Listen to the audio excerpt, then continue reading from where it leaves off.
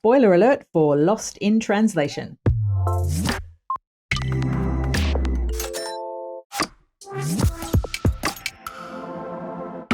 Hey everyone, and welcome to another episode of Stepping into Frame, our podcast all about women in screenwriting.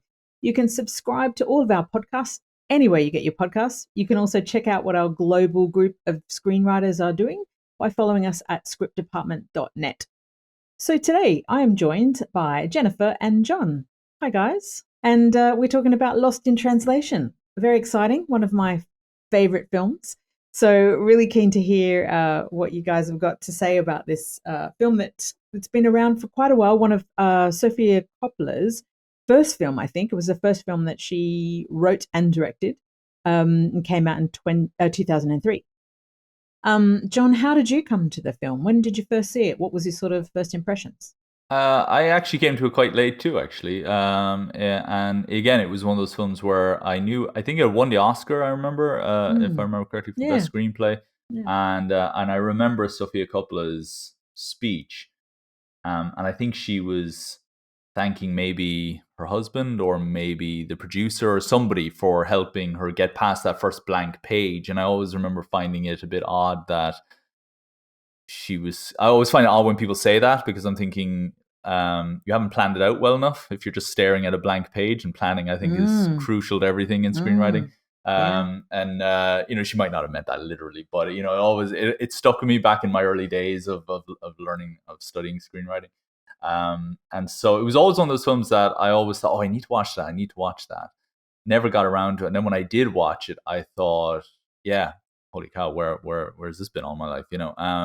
I've always had a big fascination with Japan. It's always been my dream to basically do what they do and just go to Tokyo and just hang out and explore and hang out in a pachinko arcade machine for a day and just lose all my money to some games or whatever. Yeah. I would love to just to do that kind of thing for a month or whatever. And so this is like my kind of VR version of that. It's like me, kind of put myself in the shoes of Scarlett Johansson, just hang around there. But it's yeah, I think it's a really, really enjoyable film.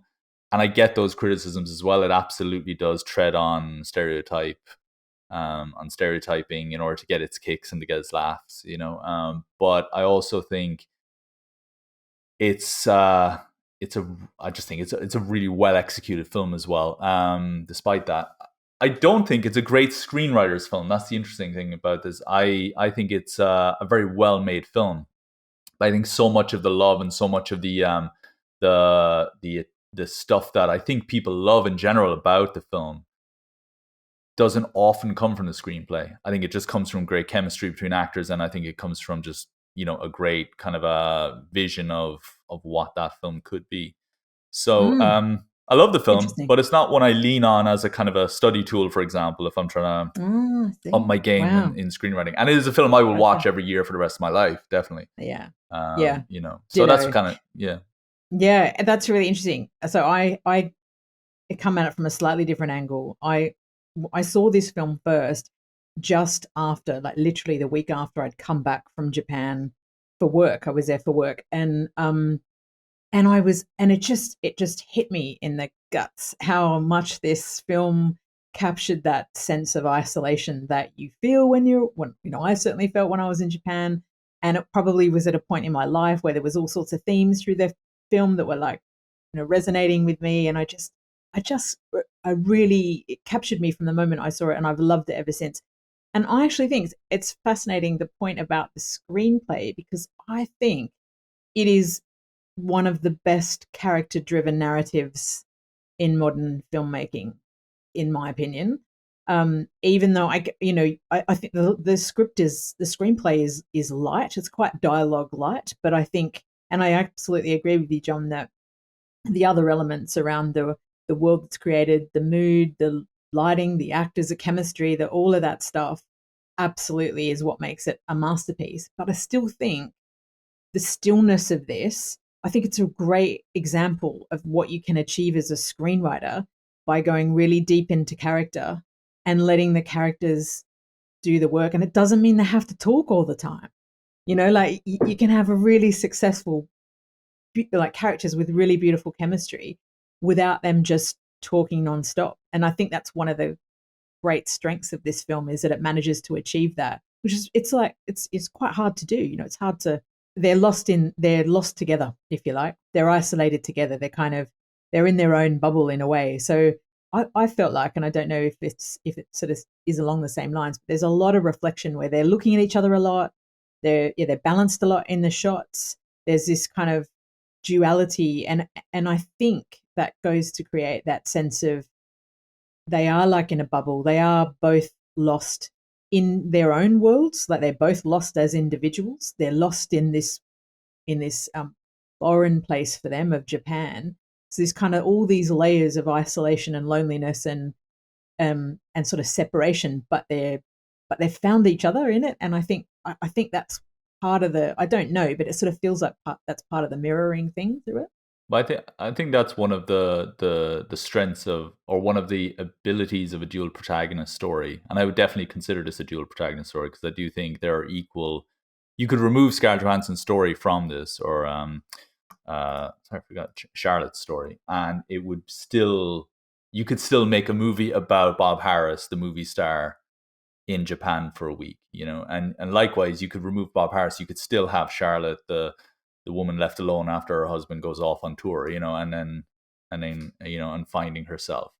It just works better when there's two of them. You could, and Heat is the same. You could make, I think Heat is a masterclass in dual protagonist storytelling, because it's equal running time. Like they are in, you're getting 2 for 1, two movies for one, But the great thing about Heat, and the great thing about this too, and the great thing about any like real great movie that might have a fantastic antagonist and protagonist, I'm not saying that they are an antagonist protagonist relationship in this film, but when that kind of stuff is done really well, what you get is a validation of each other's ideas and experiences, and like Al Pacino and De Niro validate each other's lives and their directions in life in that film. And in this, you do feel that what Bob Harris is going through is validated and understood by Charlotte, and likewise. And it's like, Charlotte is concerned that there's something wrong with her a little bit, because she talks to her therapist, and her husband's kind of not really getting what she's going through, and there's so many people just not getting it, or just kind of fobbing her off a little bit. And the idea that Bob Harris gets it, and I keep calling him Bob Harris. Bob gets it, and it's and vice versa. And I just think that, tying into what you just said, I think that is what one of the real kind of magical things about this film is, that it's okay to feel the way you feel, because I'm going through that, and very very few films are really about that. Actually, when you think about it, most films are a character's going through it and everybody is trying to understand it, or failing to understand, or whatever, and that's where the inherent drama is. And it would be weird, I think, if this was just a movie about one person feeling alone in a city. It's like, no, both of us feel that way. Yeah, it's funny, isn't it? Because normally you would find, or in a more traditional narrative, if there was one person that was feeling alone that found another person that was also, it's almost like romantic comedies that sort of follow that. You find your person kind of thing. And what I like about this is that there's that real ambiguity about it. It doesn't play out in that traditional, oh, they hook up and, and then they get together and he whispers to her at the end, I'll see you later, kind of thing. We'll come back to that, what he says at the end. But there's a real ambiguity, and I love it because it really matches the ambiguity of everything, of the whole world, and how they're feeling as individuals and where they're up to. It's beautiful. It's it's kind of quite a powerful technique, I think, having those dual antagonists. Have we ever done Hate out of interest as a podcast? No, oh my god, can I be on that? Can we do that? I love that movie. It's one of my all-time favorites. Anyway, other than this one, which is also another all-time favorite. So tell me a little bit. We touched on it a little bit with the world. What was your, like, this was such a, it's almost as if Japan was another character in this film. It was so central to everything, the plot and the whole world, it was obviously. what were your kind of take on that? How did you feel about how that world was created? I know we touched a little bit on the negative slant that it's had, but what was your take? It's navigating through life, isn't it? It's the challenge of being in this world and like going to a place that it's the fun of travel. I mean, this is this is the greatest tourist movie, I think, because you feel like it, you genuinely do, and you get these. And I think, yeah, they've really tapped into something that I feel is very authentic, even though I have no reason to know if it's authentic or not. But I believe that this is an authentic experience of Japan. And I think part of it is because you can tell that a lot of this is very off the cuff filmmaking as well, which is why I don't lean so heavily on the script. Like, I think the script is a great framework for the stuff that they then do.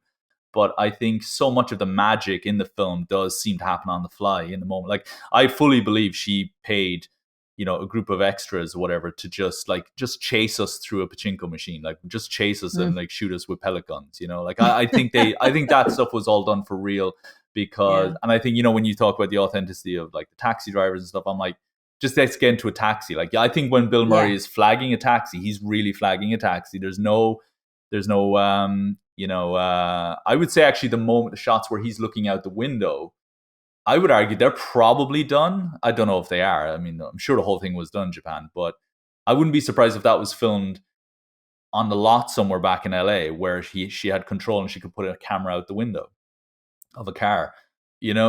Just because those are the more complicated moments, filming outside the window and all that kind of stuff of a moving vehicle. And I think so much of it feels like a really well-made student film, and I don't mean that in any way kind of like it's not made well. I mean, I think it's done so brilliantly, but she's playing with the kind of tools that a student filmmaker would have at their disposal. Like, student filmmakers are brave. They will say, you know what, let's just go into the shop and film, like forget asking for the manager's permission, and I think she probably did the same thing. And I think that's where that authenticity comes from as well. The scene where Bob is filming his commercial is a really interesting scene because it has the Japanese director who gives him lengthy direction, which translates to more intensity. And it's always been one that has made made a lot of people laugh and try to understand. Now, I believe, John, that you may have some insight into that particular scene. I dug out the transcription. Somebody had translated exactly what the director says, and it is hilarious. And Right, let us have it. So, well, what he's saying isn't hilarious, but I'll tell you why I think this is even funnier with the translation in a bit. So, director, in Japanese to the interpreter, the translation is very important, okay? The translation.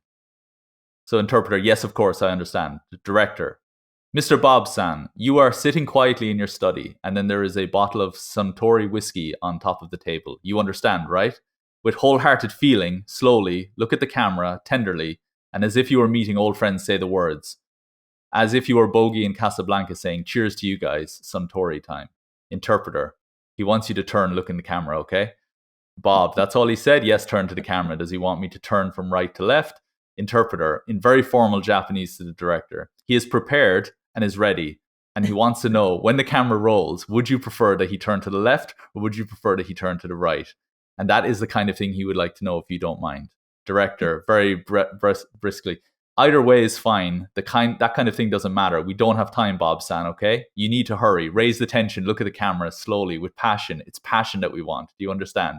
Interpreter, right side and with intensity.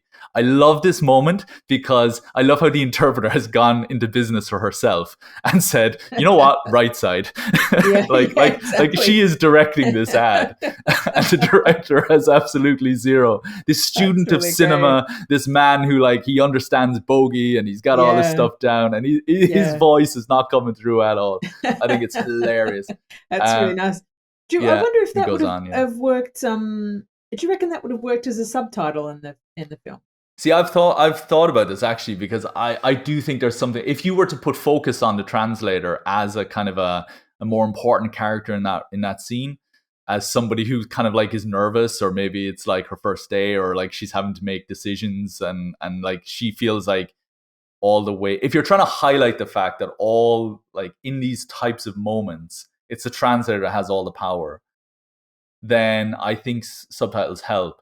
I think the point is that he feels completely, we're supposed to be in his perspective, Bob's perspective here. And so he doesn't understand he's just so desperate for somebody to understand him at all. And I think it breaks the rule to have the translation. Yeah, it does You know, actually. I think you're right, and it does, because the whole point is to make us feel his alienation, and by not understanding what's gone on, but it's you a but it's do. but it's a big risk, because in It is. 2003, like, I mean, if we did that now in a film, you would know that like, you could just put a YouTube video up with the translation there and Yeah, get a few hits from it. Like the yeah, production company or Netflix would probably do something like that and say, meet the director, and you'd hear the director doing their thing. yeah, yeah, But in yeah, 2003, like, that's a real commitment not to show us what this director is saying. And what he's saying is really funny as well. Like, how, like, he thinks he's directing, Saving Private Ryan here, and yeah. and It's um, arguably just as good, isn't it? It's in a yeah. different way. So I think if you had a different sort of thematic, or this whole kind of isolation thing was less important, then you could definitely go with But I that. can And I relate do. to that. I relate to this scene. Like, I love that scene. It's my favorite scene, the whole film. I relate to it so much because I don't speak Italian very well, and I'm reliant on other people to speak Italian for me. Right. If I have to, like, if I was in the bank and I'm frustrated with, like, why haven't you, approved this yet, or, whatever. And and I just want to say, look, translate for me, please. Look, we have to do X, blah, blah, blah, blah, blah, blah. And I'll go on this big rant. And then suddenly it's like a 5-second Yeah, sentence on the yeah, other side. And I'm like, I don't think you're doing well. And I just think of Bill Murray, and yeah. so I'm completely, I'm like, in that scene. I totally get that scene. That's so Um, funny. You're living it. You're yeah, yeah, living your yeah, own Lost yeah. in translation. But that's what I think is so great about this film is that, yes, it does from time move into kind of probably offensive stereotypes of Japanese, from time to time. But um, that seems to be a kind of a lazy crutch, sound bites and things like that, like, lip them and those kind of things, which I'm sure we'll get onto in a bit. But, like, you can take those characters out of Japan, you can make it about Japanese people in London, moving to London. You could make it about, and it's the core of the story remains the same. And yes, they will have a different cultural experience throughout their journey, but the kind of awakening that they go on can still happen. And so the film isn't therefore inherently a kind of a problematic idea, if that makes sense. There's a kind of a truth to the film, Yeah, and I think because yeah, yeah, I think that was the intention, wasn't it? It was yeah, not yeah. around, but it's really interesting because and maybe let's talk a little bit about that the language stuff. So that scene where Bill Murray's character Bob is in his hotel and he gets visited by someone who is sent, a lady who is sent by I don't know, who was she sent by? I can't even remember. The Some production company must be, like, they're saying, I must don't be. know. It Yeah. must be, yeah. And there's that very kind of interesting scene where she feigns that she's being attacked, and she does the kind of she says, what's the line she says? She says, Um, lip them. No, she says rip them, but Bill Murray says lip them. yeah, But and it's all very hammed up, isn't it? Like, I yeah, don't feel like that's what it ought. I don't know. It does feel like they've turned the dial up to 11 on that moment. It feels like a caricature rather than a real, yeah, and I yeah, feel like they're playing that one a bit for the gags. I almost yeah. feel like again, I have got no idea, but it could well have been Bill Murray saying, "Hey, can I just, you know, do some stuff with this scene," kind of, because it doesn't feel at all scripted, and it doesn't really. It kind of feels quite out of place. I think for me, that's the one. I know we're trying to get this sense of isolation, blah blah blah, but that's just the scene that doesn't quite connect for me. It could be out of that film without a problem in my mind. Doesn't really add much value, and actually, I think that's probably where some of the criticisms about the the cultural um, you know pers- pers- uh, perspective, if you like. Yeah, the critics wouldn't have come down on him for that back then, where you wouldn't get away with it now. I think no, you wouldn't be getting the Yeah. Oscar for it now, definitely. But the Roger Moore gag as well. Like it's the same. It's the same. Like he's the photographer is trying to tell him to be more like James Bond, to be more like Roger Moore, and which is a great joke. The idea of you're not going to be Sean Connery in this, you're going to be the other guy that like that people Yeah. always consider to be the second rate Bond. Yeah, not quite You're Sean Connery. not Sean Connery in this. Yeah. Yeah. But it's like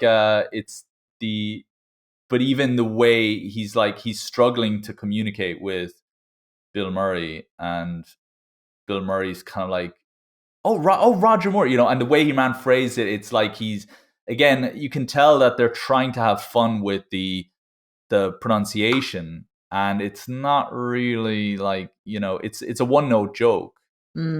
Like it's not a joke really, but it's like, it's just, oh, that sounds funny, so let's do that. It doesn't sound funny, but that's what they're thinking, and I do feel they overplay it, I think, and it's just because they play it. That's kind of, you're right. It's like it's the one joke that those language slips that are used a couple of times, and it's like, well, it really takes away from what is otherwise such a brilliant film. And again, if you ripped all of those lines out, the film is none the lesser for it. In fact, it's probably better for it. So yeah, I would love to know what the table read, if they did a table read, like what does that look like? Is Sofia Coppola telling the actor no a bit hammier there? No, say don't say Roger, say something that sounds like Roger. Like what's that sound? What's that conversation going like? And it does feel like I can imagine them all cracking up around the table.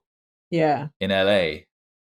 Yeah, then, possibly so. Yeah, and that does seem to be the kind of the way that they made movies in the 90s. When you go back and you look at a lot of those kind of things that don't hold up, and it's 2003, so I'm imagining the film was probably filmed 2002. Was it written maybe in 2000? Like, are we really leaning on a kind of a 90s method of storytelling here? Probably. I don't know. Yeah, maybe so. And it's interesting because if you think about some of the other parts of the film that really are about the culture in its truest sense, and you think about, like, I was particularly thinking around that scene where Charlotte goes into the park and there's the woman in the traditional outfit, and they're getting married or something, and she's wandering around the park, and then she goes into the temple, and I mean, they're really beautiful, and there's no dialogue in those at all, but in terms of creating a sense of place, it's far more impactful than and creates that sense of other in a far more impactful way than the hammy jokes do, I think. So kind of they feel quite unnecessary. But I'm going to go on a limb here and just say I think Bill Murray's performance is I don't want to say his performance isn't great in this, but I think the stuff that we jump to on his side with his character, like the woman in the hotel room, the photo shoot, the director yelling at him and all that kind of stuff. It's always other characters are making that scene, and he's just kind of having fun in the moment. Like, it's the translator for me is the star of the director's scene, and we're not really talking about Bob Harris's his reaction to the woman. We're talking about the woman's over the top performance in that room. Yeah. And also, like, there's one scene which I think is really silly in it, which is just completely pointless, is him on the treadmill, and like it's not a treadmill, it's a cross trainer, and it just starts going crazy. And I'm like, I've used cross trainers for years. Like, that's not how they work. They're not on a motor, are they? I mean, like, you the whole point is you do it. It's almost like he's on it's like they couldn't find a treadmill, or they thought the cross trainer going crazy will look better on camera, but it's a completely pointless gag that doesn't make any sense. Just get off it, Bill. You're in control here.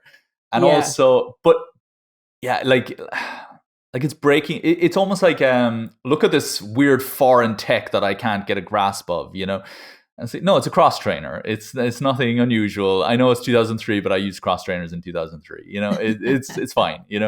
And I just think there's something a bit goofy about the way that his character. I think if you were to tell me that Bob's character intentionally does these things that are considered problematic or that are a bit goofy or whatever because he thinks that's what someone like Charlotte would click with, or that he's out of touch, and he's like, yeah, you can't really make those jokes anymore, man. Like then that would be really interesting from a character's perspective, I think. I just think it's Bill Murray having fun. That's the thing, though. Yeah, I tend to agree. I don't think it's planned that way. It should be, and that would be great if it was. I think it would be far more interesting if it was. Yeah, definitely. Yeah. But I feel like that scene, he was a bit. I just think he was bored. He's trying to find things to do. I didn't think he was trying to impress her necessarily at that stage. But I thought it was more about, he's just, okay, I'll get on a CrossFit machine because I've got nothing else to do, kind of thing. And I guess, I quite liked it from the fact that, sometimes with those machines, whatever they might be, they're hard enough to operate, let alone in a different language, and then it gets stuck on some kind of thing. I don't know. I didn't mind it. The thing that drives me mad is there's nothing in it for him to do with that. Like, you just pull it, you push it, you pull it, you push it. That's all. If it was a treadmill, I'd completely buy into it. I'd be like, oh crap, like I would hate that. But maybe it was some 1990s treadmill before. It's like him. It's like him holding dumbbells in his hands and like it doing some automated thing where it'd just be weird. It just doesn't make sense. I don't know. That's me. That's the level of my nitpicking. No, it's a good point, and it does. Yeah, and because I also think they were trying to create a sense of he's a bit past it because he is definitely trying to. One of the reasons he's lost is because he's, he is past his prime as an actor, and then he's got all these family problems at home and whatever, and so it's sort of, I think it builds that, but yeah, I don't know. I hadn't really thought of it as extraneous, but now you've said that, you're probably right. I think. I feel you can always tell what the Bill Murray pitches were in this film. Like you can tell, like that was his idea. That was his idea. Exactly. And it's it's fine. Yeah, I did like the bit where he put the t-shirt on back to front. Though I thought that was quite cool. I love that. I love that idea. It's almost like this, like, who cares? I'm in Japan. What are they going? Well, no one's going to stop me. Like like I love that. Yeah. I love that moment. And I love the fact that it's kind of probably neither of them would have been in that situation in their ordinary worlds, but the fact that they were together and this kind of kismet, if you like, of people that they connected to and places they went, puts them in this really random situation. And you do that, don't you? Like when you're away and you're in another country and you're, with people you might not know very well, you can create a whole other self, can't you? And I thought that was kind of cool. And I thought, just a really subtle thing, but flipping the t-shirt was just, but I think it speaks so much to what he's going through at home, because you can imagine that the way his wife is portrayed over the phone and so on, that she would, like, isn't she picking out stuff for his office or something like that? I think it's their home. It's their floor tiles, isn't it? Their carpet tiles. Yeah, I think. Yeah, and you can tell that, she'll probably decide what he wears going out to dinner or whatever, and you kind of feel like he probably needs the help, but at the same time he's probably resenting it and as well, maybe. I don't know, that's kind of the impression I get. And here he is just saying, screw it, I'm wearing a t-shirt backwards, no one's going to stop me here, Yeah, exactly, because that would never happen at home, would it? Yeah, there's no way. I get the feeling like there's no way he'd be allowed, even by his agent or anything. There's kind of a Curb Your Enthusiasm kind of element to this going on, where it's interesting. That relationship, I thought, between the two of them was really well created around the man of a certain age, that typical sort of older man, breadwinner, wife at home, 2 kids, kind of, or however many kids, kind of thing. That whole dynamic was so stereotypical. But his response was also so incredibly stereotypical. The fact that he was internally, he's completely lost. He's kind of almost going through a midlife crisis in a way. But the fact that, of course he sleeps with the bloody singer in the hotel. It's like, I was like, oh, for God's sake, how? Of course you do.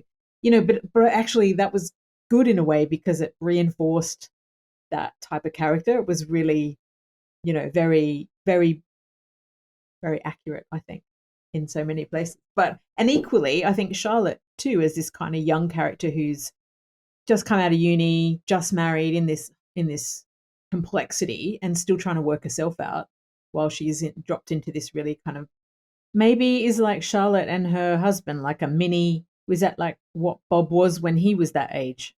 Maybe they're like the young version of what Bob, certainly the Yeah. male becomes that. And the idea of Giovanni Ribisi is he's the guy who works Mm, in the industry. He's the what yeah. the band photographer. Like he's. Yeah, I wonder actually, is there? Yeah, I never even thought of that actually. That Mm, mirroring of lifestyles. Like my yeah. wife was probably left at home loads of times because I went out to Yeah. do films, or go on press Exactly. tours or whatever. And like literally, what's Yeah. happening right now? My wife Exactly. is at And home. so You know. exactly. And so he ends up resenting that as he gets older, but he perpetuates it as a young guy, which is because that her husband is the young up and coming, rock photographer, isn't he? Like Mm, sees the young starling, young something like that girl, the young actress in the hotel, and mm, she's fawns all over him and stuff. And so yeah, you could absolutely see that was Bob back when he was in his early days as an mm. actor. So kind of funny that he's now dealing with what he created. What was your take on their relationship? Is this a and this kind of leads to the question about what does he say to her at the end? Or what do you think he says to her at the end? Like, is this a platonic thing? Because there's this really weird. There's definitely an edge, right? Mm. And you think about like particularly the scene when Charlotte turns up at his door after he slept with the singer, and it's almost like she looks like he's betrayed her, let alone the wife at home. But it's Charlotte that looks like she's been betrayed, right? So there's definitely, and from that point, there's this kind of whole other thing that sort of develops and bubbles along. What was your take? How did you read that? I think what Sofia Coppola was going for is that there's a little bit of immaturity in Charlotte in the sense that like it's just supposed to be you and me, and now you've brought someone else in, and it's almost like the um I don't know, I know it's cheesy to say, but like the father figure remarries or something, and it's like, and now I've got to deal with this stepmother or something like that, and I don't want this other person in my family. I just want things to be the way they were. That's kind of how I know it's a lot to read into that one moment, but I always feel it's more like we had a good thing going here. Why'd you have to like Yeah, mess why'd it you, up. why'd you have to mess it up with a third Yeah, person? yeah, And I don't yeah. think she's pursuing anything romantic. I don't know if I get any evidence that he is pursuing anything romantic either. But it kind of turns a bit, and like because he does make that comment to her, and I think it's in the restaurant where he says, "What was I, was I not lavishing enough attention on you?" So he kind of calls her on her, her behavior in a way. But then, as it gets towards the end, and they get a bit kind of weird with each other, and they get, they're like they then turn and neither of them want to leave. They're like, I don't want to go, I don't want you to go either. There's that sort of, and so there's this sort of edge at the end where you think, okay, is this going to tip into something else? I don't know whether we want it or not, but that ambiguity is really powerful. And I have an issue with this ending, oh, and okay, here we I go. mentioned this to you, Fiona. I think Yeah, yeah, I get okay. He's obviously from LA, and Charlotte's husband is clearly like a Los Angeles guy, works in the industry, he's not based up, out in Seattle or something. I mean, he might be because he's in the music scene there or whatever, but I get the feeling they're all from LA. The way it seems to be like this was written by somebody who writes from where she knows. And so they're all these kind of typical in Hollywood industry players, Hollywood industry characters, or at least orbiting that industry. If that's the case, what is the problem with them like parting ways? Because they can just meet up again somewhere down the line. Like, but maybe surely, that's right? it. But maybe that's what he whispers in her ear. Maybe he We'll says, see. I'll talk to you again. I'll be in touch. I'll drop you But an email. but I'll that could be call you." next. But that could be next week. I like know. there's no. But I think that completely diffuses so much of that ending. But that's why you didn't hear it. Because you've got to kind of guess. It's But too overt if they tell you exactly. They're leaving it as, but oh, I don't maybe think they I. But I don't need to be told that oh hey, we'll catch up. Don't worry, we'll catch up. I don't need to hear that because I'm like, No. the statistics are you'll bump into each other again. Yeah.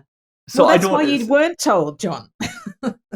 I think she should have been from the north of Scotland or something, and that should have been that would have been like that would have been a great kind of like, wow, they are never going to see each other again. So what did he say? What happens in Tokyo stays in Tokyo or something? You know what? I mean, what was it?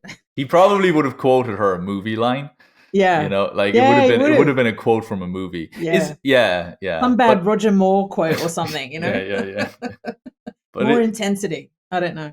it is great. It is a wonderful ending. The idea that even though we are in the shoes of these characters exploring Tokyo from their perspective, we don't understand what these people are saying or those people are saying. We might not get certain customs, as might not be familiar with certain customs, but it doesn't matter because even there we're deprived. And it's in a crowded place, and it's almost like you're trying to get through the crowd to get to her. Thank God there's a zoom on the camera because we can zoom in and just see what get the slightest hint of what's happening. And it's just really just brilliantly orchestrated, and so in keeping with that kind of haphazard style of filming as well, because yeah, you're not going to have a boom mic in a crowd like that, I mean, they probably did, but it feels like, yeah, of course we can't hear because we don't have no one's mic'd up because this feels like it's happening on the fly, and so yeah, you're just going to get this inaudible moment, and it just feels so completely stylistically in keeping with the rest of the filmmaking approach, and yet it's something that is the cornerstone of the screenwriting. So it's like this wonderful coming together of writing and filmmaking style together. Like one is clearly there to complement the other now. It's almost like they built the whole filmmaking style around that one shot, around that one moment of writing. Wow. That's kind of how I look at that moment. Like I think it's a really profound moment. That's really interesting. I hadn't thought of it like that, but yeah, that makes a lot of sense. I know I've certainly Googled a million times, what does Bill Murray say at the end of the film? Well, apparently it was ad libbed. It was nothing. It was Yeah, it was just an ad lib to film it, and they were going to come in and block it later, dub it, but they didn't. And I think, wow, brilliant, brilliant.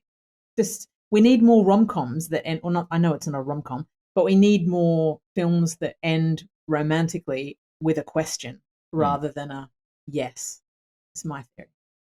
Well, I love what you just said. Like it's not a rom com, but I think it's the filmmaking that deprives it of that.